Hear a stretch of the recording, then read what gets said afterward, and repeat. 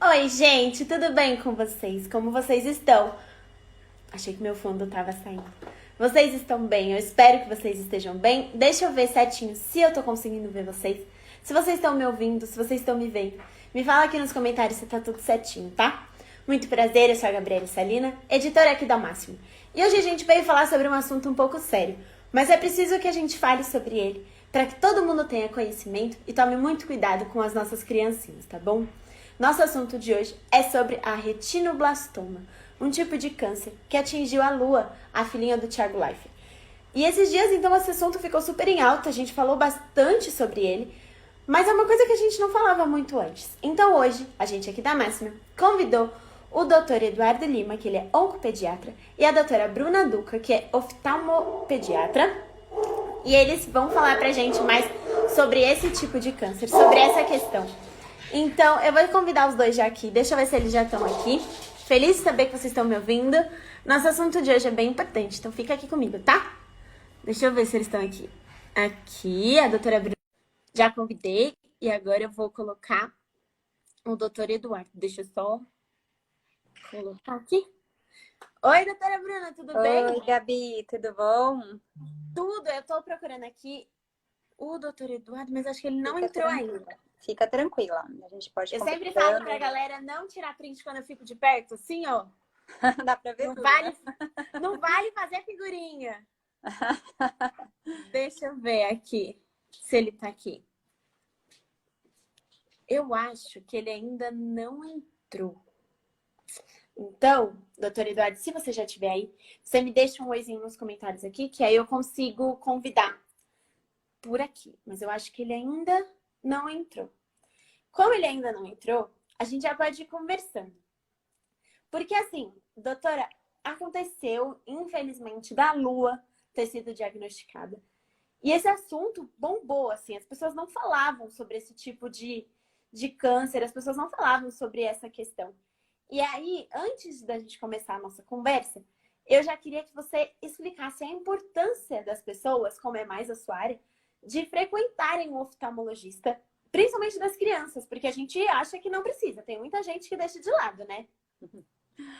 Tá bom, Gabi. Bom, então, enquanto a gente espera o doutor Eduardo, a gente pode falando para esse assunto mais puxando sardinha para o meu lado, né? Uhum. Então, assim, só me apresentar, né? Eu sou Bruna, sou oftalmopediatra, eu tenho essa formação em oftalmologia, depois eu me especializei na oftalmologia infantil na área de estrabismo, né? E Uhum. basicamente hoje eu cuido só de crianças. A nossa grande preocupação e a mensagem que a gente sempre quis passar para os pais, que a consulta oftalmológica na criança é muito importante, sim. E existe aí um mito de que a criança pequena, ela não tem o que fazer no oftalmologista, porque a criança pequena, ela tem aí uma questão da comunicação, né? E, Uhum. e muitas vezes o exame é difícil, mas a criança pequena, ela precisa passar, porque justamente por isso, né, por essa falta de comunicação e por a criança ser muito bem adaptada a tudo, a todos os sintomas dela, e de uma forma geral mesmo. Se a criança tem dor de cabeça, ela não reclama, ou se ela tem coceira, ela fala que está doendo, então a gente não tem como saber o que a criança está sentindo, ou como que ela está enxergando. Então, aí que por isso a importância do exame oftalmológico na criança. Uhum. E assim, é isso que a gente fala, né? A gente deixa de lado, as pessoas acham que não é essencial, mas é sim, e desde sempre, né? A partir de que idade a gente pode começar a levar uma criança no oftalmo? Então, essa recomendação é quando a criança não tem, os pais não têm nenhuma queixa, né? Não tem nenhuma alteração que os pais percebam a partir dos 6 meses de vida. Isso é uma recomendação da Academia Americana de Oftalmologia e é uma sugestão da Sociedade Uhum. Brasileira de Oftalmopediatria e Estrabismo, né? Porque a criança quando ela sai da maternidade, né, ela sai com um teste do olhinho feito. Então, muitos pais Uhum. acham que fez o teste do olhinho, pronto, já examinou o olho, tá tudo certo. Só que, na verdade, o teste do olhinho ele é uma triagem, ele funciona como uma triagem, né? Então, o teste do olhinho é Uhum. aquele exame que o pediatra vai fazer lá no setor neonatal, depois que o bebezinho nasce, nas 72 horas primeiras 72 horas de vida, e que, como lei, em alguns estados, ele é obrigatório. Quando não é obrigatório no seu estado, né, o pediatra acaba encaminhando para o oftalmo fazer. Como que é? O pediatra pega uma lanterninha, né, um aparelho chamado oftalmoscópio, que vai ver o reflexo da retina, que é o reflexo vermelho, que todo mundo fala, né, das fotos. Uhum. E esse reflexo, ele tem que estar vermelho nos outros dois olhos, porque se ele não estiver, aí ele significa que existe alguma coisa bloqueando a passagem de luz. Não necessariamente um retinoblastoma, mas qualquer outro problema. Mas quando o teste do reflexo vermelho está normal, mesmo ele estando normal, a recomendação é, a partir dos 6 meses, dentro do primeiro ano de vida, a criança realizar a primeira consulta oftalmológica dela. E não, e é super importante você falar dessa idade, porque assim, doutora, é isso que a gente fala, né? A gente vê por aí que muitos pais não levam. E é importante, e é essencial. Achei aqui o doutor Eduardo, acho que agora vai, hein, gente? Pra gente começar a falar. Deixa eu achar ele aqui. Que eu já achei ele aqui, então agora deixa eu convidar. Porque eu É achei, difícil mas... achar, né? Não, e aí não entra, não convida. Doutor Eduardo, comenta um oizinho aqui embaixo para eu poder te convidar, porque ele não tá aparecendo. Não aparece para convidar ele. Mas vai dar certo, gente, vai dar certo. Não Já fiquem... deu tudo certo. Já deu, a gente já começou ensinando as pessoas que a gente tem sim que levar as crianças no oftalmo sempre, né? E as consultas são periódicas, uma vez ao ano, 6 meses. Depende, né? Então, assim, acho que a primeira coisa que eu já deveria ter falado, porque as pessoas, eu tô vendo que os pais estão com um certo desespero depois dessa notícia, né, da Lua. Uhum. Mas eu queria falar que não é para ficar desesperado, né? Porque isso, Sim. claro, aconteceu com uma figura pública. A gente sempre, os oftalmopediatras, a gente sempre levantou essa bandeira, que é importante, mas não só por causa de retinoblastoma, porque a retinoblastoma é uma doença muito rara, né? Então não quer dizer que, nossa, eu tenho que levar amanhã porque o meu filho vai ter retinoblastoma, não. Mas isso acabou levantando aí uma bandeira para alertar os pais, né, da importância. Uhum. Então, não queria que os pais ficassem desesperados, porque apesar de ter sido muito legal eles terem feito esse anúncio, né? E isso vai orientar as pessoas, mas ao mesmo tempo muita gente fica desesperada, né? E não precisa, sem necessidade, porque a incidência do retinoblastoma é muito baixa, é 1 para 18 a 20 mil casos, né? Mas existem outras doenças. Nossa, é muito importante, assim, é essencial. Eu sempre falo, a gente tem que procurar um médico. Oi, Deu gente. tudo certo agora. Oi, doutor Eduardo, muito Oi, tudo bem? Deu tudo certo, conseguimos. A gente estava falando aqui, Conseguimos, doutor desculpa, Eduardo, gente. sobre a importância de levar as crianças no oftalmo, porque às vezes a gente vai deixando de lado. E também tem o outro lado, que agora muitas pessoas ficaram nervosas com a questão da lua e saíram levando com uma frequência muito grande. Então, a gente estava falando da importância de levar nossas crianças desde os 6 meses, já começar a acompanhar no oftalmo para fazer esse tipo de acompanhamento. Eu sempre falo que, assim, procurar médico nunca é demais. Procura, se não der nada, tá tudo bem, mas vamos ficar de olho, né? Tudo não custa olhar. Não, com certeza. Com certeza. Então, Bom, falando... desculpa pelos problemas aí de técnicos, vamos dizer assim, né? Que eu não consegui entrar mais cedo. Imagina, a tecnologia é assim mesmo. A gente fica atrapalhado. Eu até estava falando para a doutora Bruna, quando eu vou adicionar alguém, eu chego perto do celular, aí eu até brinco com o pessoal aqui da Máxima. Eu fico, não vai tirar print de mim e fazer figurinha, hein? Que eu tô aqui. Tecnologia é assim mesmo, cai e volta, tá tudo bem. Mas falando do nosso assunto de hoje, eu queria que vocês explicassem um pouquinho o que é a retinoblastoma ou retinoblastoma, como que a gente fala, e o que é, como que os pais lidam com isso, o que é essa doença?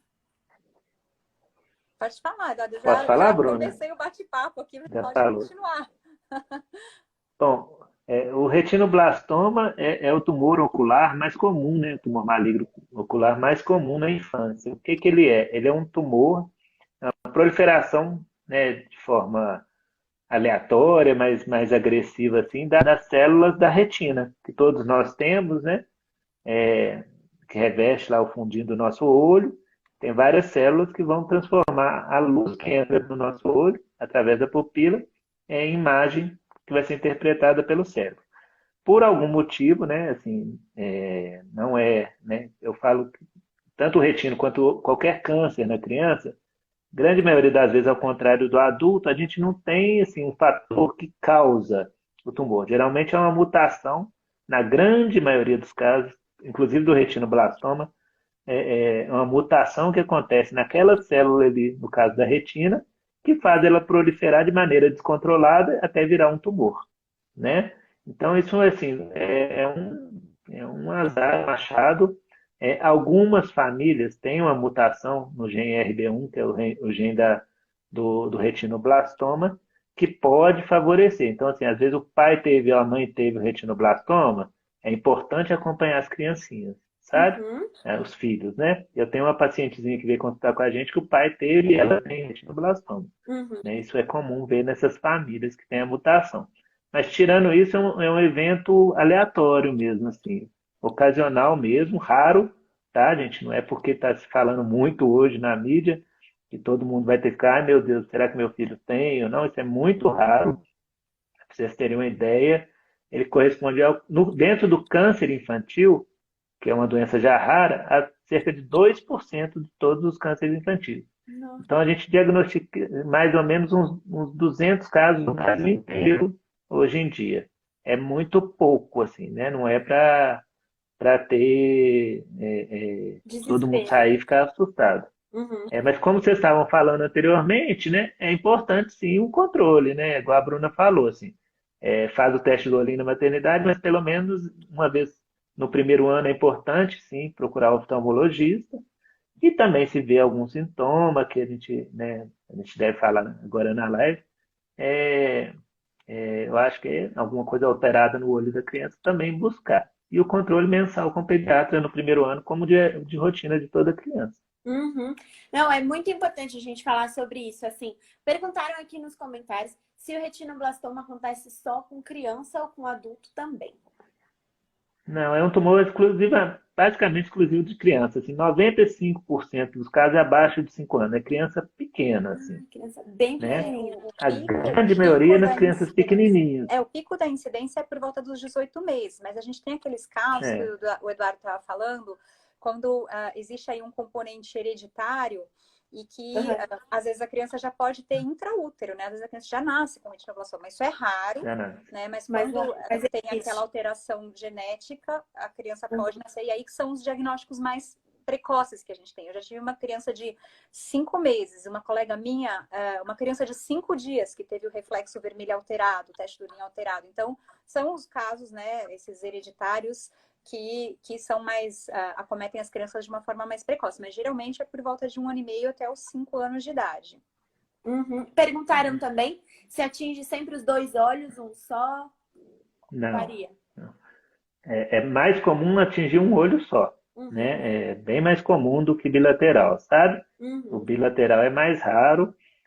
Nessas formas hereditárias, às vezes tem uma maior incidência de bilateral, mas mesmo assim é unilateral. Exato. Felizmente, né? Porque assim, como o bilateral, ele geralmente está relacionado com essa forma genética, essa alteração genética, porque a alteração genética está em todas as células, né, do corpo. Inclusive, essa Uhum. criança que tem a forma genética, ela tem que ser investigada mais tarde, depois, para outras formas do tumor, ele tem uma chance maior de disseminar e dela ter outros tumores. Então, ela pode ter nos dois olhos. Os casos em que é um olho só, geralmente são casos esporádicos, que a gente chama, que é a grande maioria dos casos, em que a alteração ocorre, como o Eduardo falou, em uma única célula da retina. Então, geralmente são lesões focais, né, em um olho só. É por isso. Entendi. E eu li que tem duas formas de apresentação. Então, eu queria que vocês falassem um pouquinho sobre essas formas de apresentação, que acho que um pouquinho vocês falaram, né? Unilateral, bilateral. Sim. Bom, quer falar?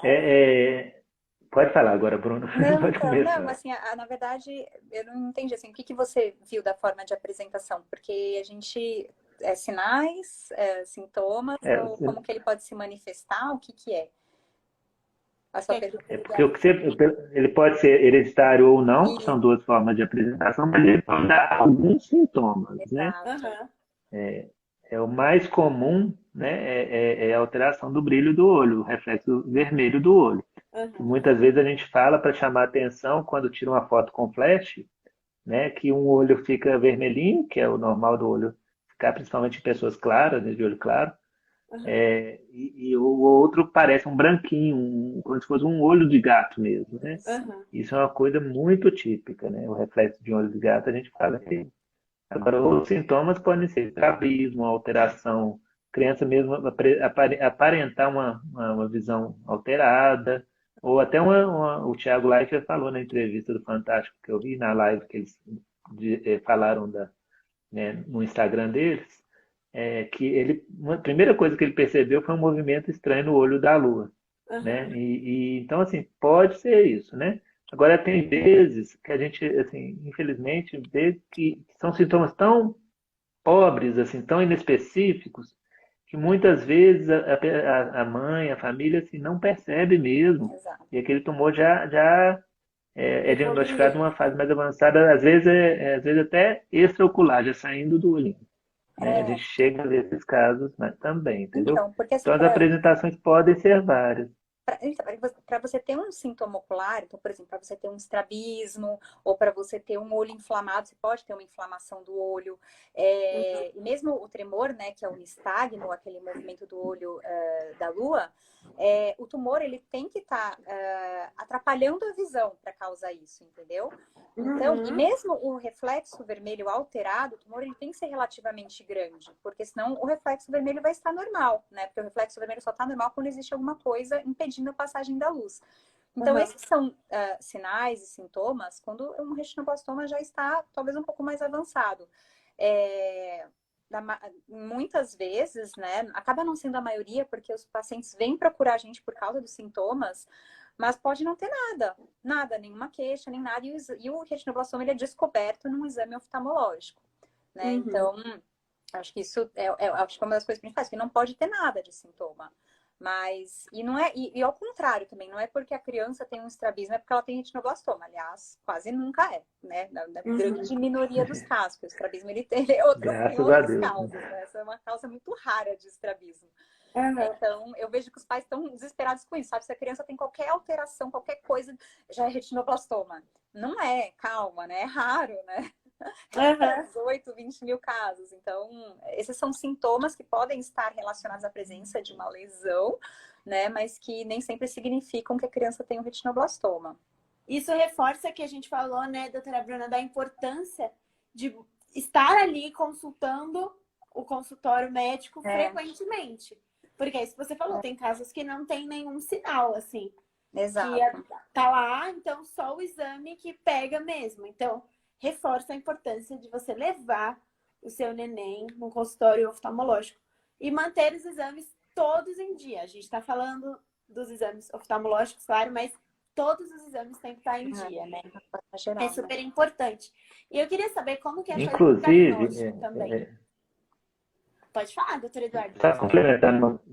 complementando uma coisa, porque assim, como não, que a Bruna falou que assim, os sintomas são tão poucos que às vezes assim, não tem nenhum sintoma no diagnostica, no exame mesmo oftalmológico, quanto mais precoce a gente detectar, maior a chance de cura e maior a chance de preservar a visão, que é uma coisa muito importante dele ter. Porque essa criança é uma criança novinha que vai ter uma vida inteira pela frente, que a Exato. chance de curar é muito grande. Uhum. Então a gente tem que pensar também na qualidade de vida que ela vai ter no futuro. Então, isso também é uma outra importância de consultar o oftalmologista no primeiro ano de vida. Assim, isso tem que ser uma rotina para toda criança. Com certeza. E eu queria saber do diagnóstico, como que é feito, como que, assim, a notícia nunca é fácil, né? Mas como que é esse momento, como vocês diagnosticam mesmo que a criança tem o retinoblastoma?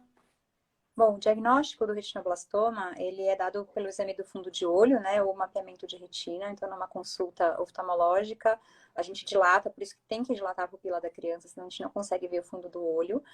E aí a gente vê a lesão, né, você consegue localizar. Depois disso, a criança ela é encaminhada com um oftalmologista especialista que tem experiência em tratar retinoblastoma, né?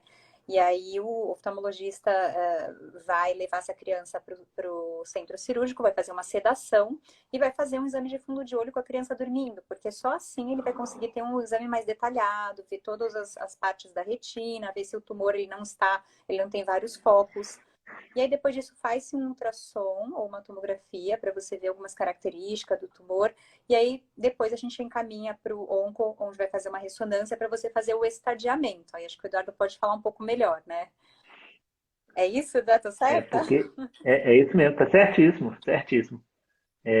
Na verdade, assim, uma coisa que é importante as pessoas saberem é que o retinoblastoma não é um tumor que a gente biopsia, né? Até por estar lá dentro do osso, Exato. do olho, desculpa.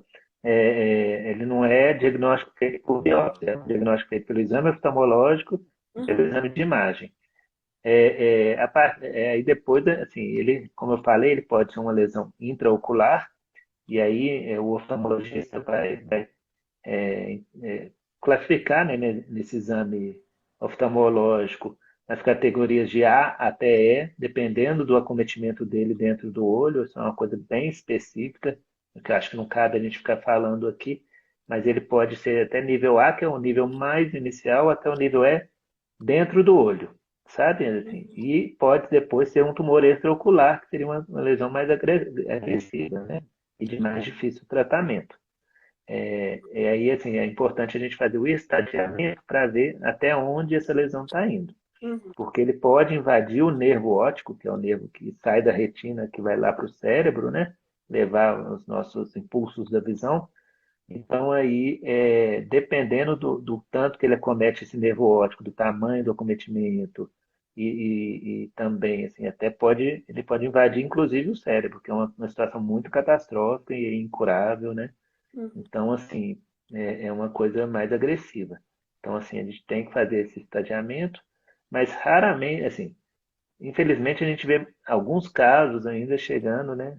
Principalmente na nossa condição social mais baixa e tudo, de pessoas que têm dificuldade no acesso ao serviço de saúde, público principalmente, chegando com tumores muito avançados, extraoculares, com esse tipo de acometimento. Mas, felizmente, isso é cada vez mais raro.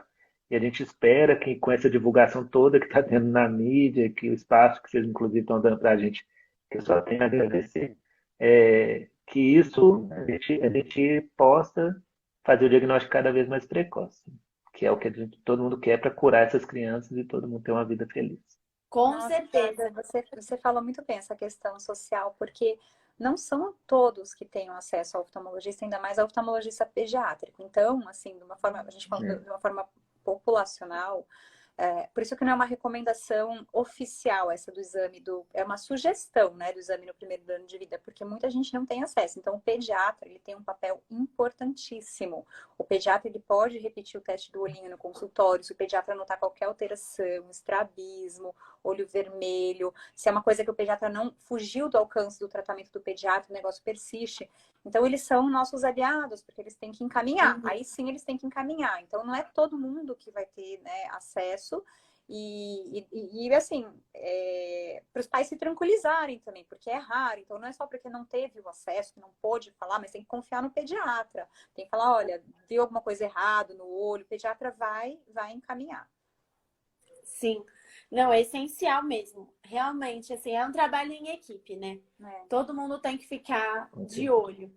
E eu queria saber do tratamento, como que é feito o tratamento? Assim, o doutor já explicou que tem vários tipos de caso, né? Então a gente tem as variações, mas como que é o tratamento para alguém que tem, para uma criança que tem? Bom, acho que assim, é mais com o Eduardo, Bom, mas da minha parte, assim, acho que a primeira coisa é preservar a vida da criança, né? E o segundo, nosso objetivo é preservar o olho e, se possível, a visão, né? Então, isso vai Uhum. depender muito do estadiamento, e o tratamento, ele pode ser desde um tratamento local ou até mesmo a cirurgia para retirada do olho. E aí também o tratamento complementar com as quimioterapias, né? Mas aí eu acho que o Eduardo pode discorrer melhor sobre isso.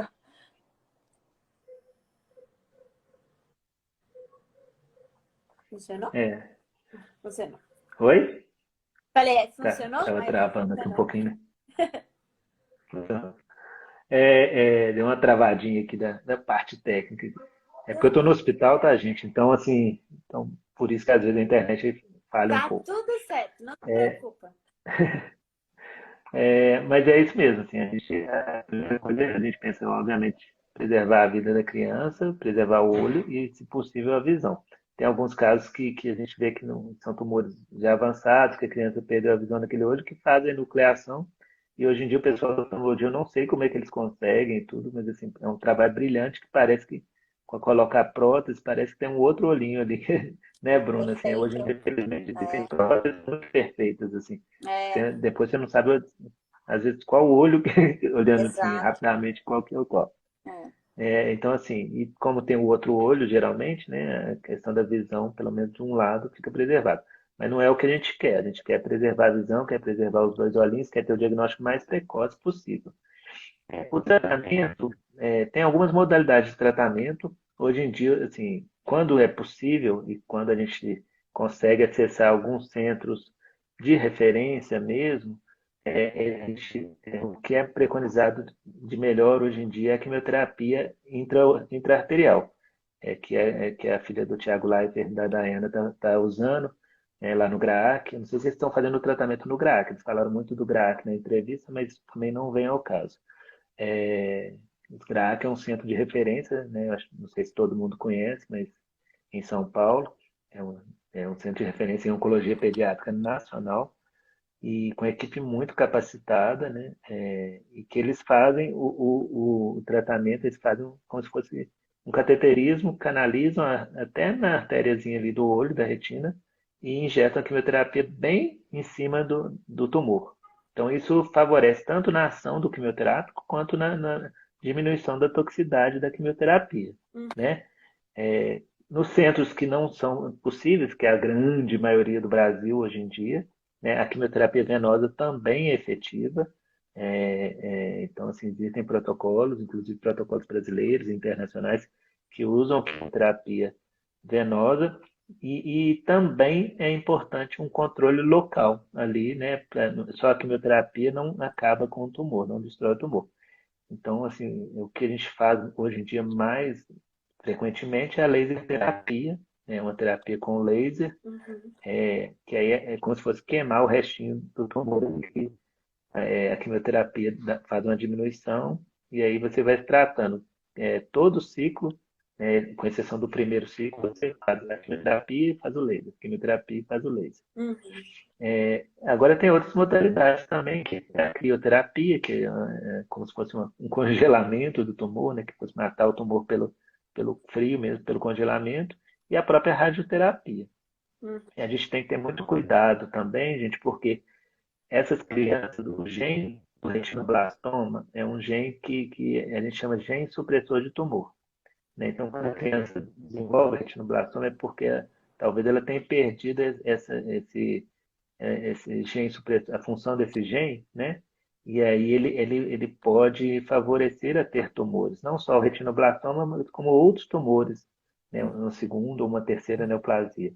E o tratamento oncológico, infelizmente, ainda é um tratamento que é muito tóxico e que ele, inclusive, pode levar a outros tumores, principalmente a radioterapia, quando associada ao retinoblastoma, a gente tem tentado evitar muito porque pode levar no futuro, né, na adolescência ou na idade adulta, a criança a desenvolver outros tumores.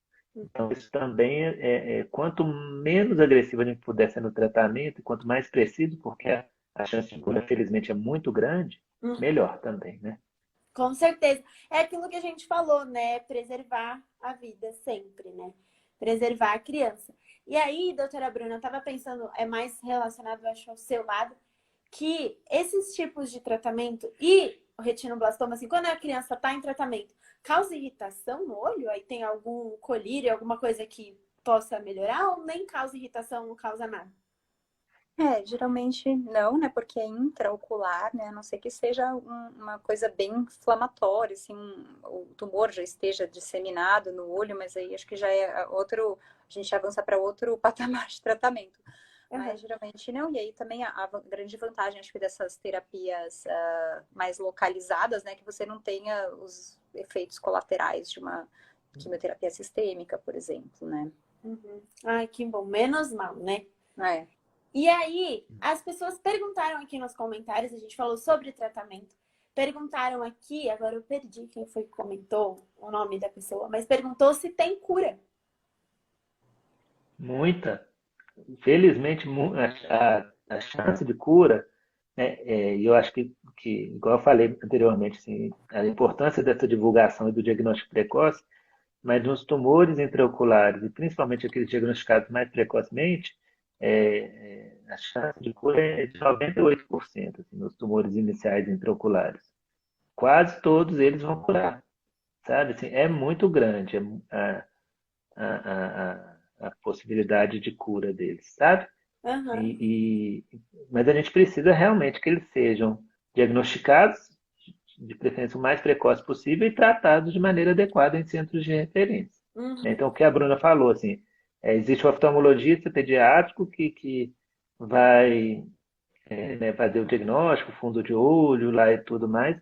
É o pediatra, que é o médico de rotina da criança, detecta, manda para o oftalmologista pediátrico manda para um especialista em tumores, oftalmologista. Tumores que são poucos, né, Bruna, no Brasil afora, Super. Mas nós somos uns dos é uma melhores aqui. turma, Eu diria, não o é uma melhor. turma seleta. É, É, é uma turma seleta. é, E aí, junto com a equipe da oncologia, eu falo não só pelo retinoblastoma, mas como oncologista pediátrico, todos os tumores, a gente precisa de uma equipe, de uma estrutura multidisciplinar e tudo, para poder tratar essas crianças de forma adequada e para apoiar tanto a criança quanto a família, porque é, é uma, uma batalha muito grande para todo mundo, né? Assim, enfrentar essa doença. Mas a chance de cura, felizmente, é grande, assim, existe chance e é muita, assim, Que coisa boa, né? felizmente. Dá uma esperança para todo mundo. Perguntaram também se tem chance do retinoblastoma voltar depois, quando a criança já virar uma adulta, ou não. Encerrou, encerrou. Geralmente, quando adulto, não, Uhum. sabe? A gente não vê, assim, ele é um tumor pediátrico mesmo, assim, a grande maioria dos casos, assim, 3, 5 anos já diagnosticou, faz o tratamento e a gente vai acompanhando. O que a gente vê e que essa criança talvez tenha que ser acompanhada o resto da vida é pela possibilidade de outros tumores, assim, Uhum. né? Isso a gente vê associado ao retinoblastoma, principalmente naqueles pacientes que têm a forma hereditária, né? Que tem a mutação bem estabelecida no gene lá, porque é um gene que é supressor, que ele como se fosse, ele faz um controle do ciclo celular e impede que a célula desenvolva um tumor. Então, quando ele perde essa função adequada nesse gene, ele perde a capacidade como se fosse uma porteirinha ali do ciclo celular. Aí o ciclo celular começa a acontecer assim, de forma desordenada e vai formando tumores. Tanto o retinoblastoma quanto outros tumores, entendeu? Então, esse gene é um gene muito importante para a sobrevida, tanto o retinoblastoma quanto os tumores. Se perde essa função, essa pessoa vai ter que ser acompanhada porque ela tem chance de ter vários tumores. não, e ainda assim, nessa criança, depois, quando for mais velha, ela tem que passar por um aconselhamento genético, né? Porque se a criança for ter filhos, né? Então, Uhum. isso tem que ser conhecido na família. Uhum. Porque você tem que fazer um segmento. Se você teve retinoblastoma na infância, teus filhos, eles têm uma chance de ter, então você tem que fazer um segmento mesmo. Tem que fazer esse tipo de acompanhamento, né? A gente já É. tá caminhando para o fim da nossa live, infelizmente porque tá indo muito rápido. Mas para a gente finalizar, eu queria que a gente falasse um pouquinho da importância que foi do Thiago e da Dayana terem aberto essa questão para a população mesmo, para os fãs, para quem acompanha tudo. Porque é isso que a gente já deu uma comentadinha aqui meio por cima, que deu uma visibilidade muito grande. Eu olhei que nas buscas do Google, assim, disparou, não tinha busca sobre o assunto.